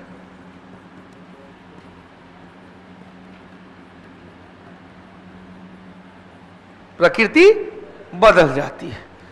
क्या होगा? उत्तल हो जाएगा, अवतल लेंस के समान। उत्तल क्या हो जाएगा? अवतल लेंस के समान। की बोल रहे? पटक्का छोटका पॉकेट में छेबे करो की। अरे डुगुआ सब इस बार तो गजबे कर लिए, खूब फोड़ा वो जो सब माचिस वाला छोटका छोटका था। पापा पुट, हाँ बहुत अच्छा बच्चा है। 71 नंबर चले। इस प्रकाश का वेग को सर्वप्रथम रोमर ने, लेकिन द्रव में प्रकाश का वेग फोकाल के द्वारा। अगला चलो भाई 72 नंबर चला है। कौन सा उष्मा का सुचालक है लेकिन विद्युत धारा का कुचालक? विद्युत धारा का कुचालक, उष्मा का सुचालक। माइका, अवरक, नाइक्रोम का क्वाइल। अवरक के दोनों प्लेट से ढका रहता है इलेक्ट्रिक आयरन में। 73 नंबर चलो भाई विद्युत उष्मा का सुचालक। अरे वही क्वेश्चन है। 74 नंबर चलो, डॉल्फिन को निम्नलिखित वर्ग में से कौन सा वर्ग में? तो डॉल्फिन का रहा है तो क्या होगा? मत्स्य वर्ग।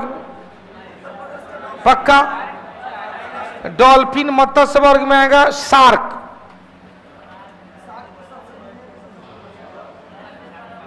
Indian shark. डॉल्फिन आएगा स्तनधारी वर्ग में। डॉल्फिन आएगा स्तनधारी वर्ग में। डॉल्फिन को राष्ट्रीय जलीय जीव के रूप में मान्यता दिया गया है। राष्ट्रीय जलीय जीव है, राष्ट्रीय जलीय जीव 2009 में। 8 में गंगा, 9 में डॉल्फिन और 10 में हाथी को राष्ट्रीय विरासत पशु के रूप में मान्यता दिया गया। शरीर में उत्तक का निर्माण, जब ये उत्तक का निर्माण होगा क्या होगा? ग्रोथ एंड डेवलपमेंट के लिए प्रोटीन का जरूरत है। ध्यान देना, कल बिहार दरोगा का टेस्ट होगा। झमकौआ परसों शनिवार है। बिहार एसएससी का टेस्ट बेटा ऑफलाइन में आके देखना। अब ऑनलाइन जिनको सुविधा नहीं है ऑफलाइन का वो ऑनलाइन में चलेगा, लेकिन जो पटना में है वो क्लास में आके बैठ के देखेंगे। भले ही डिस्कशन आप जहां देखो। चले आज की सेवा को विराम लेंगे, फिर मिलते हैं हम लोग शेष क्लास में। अब की बार बेरोजगारी पार। जय कौटिल्य, जय बिहार।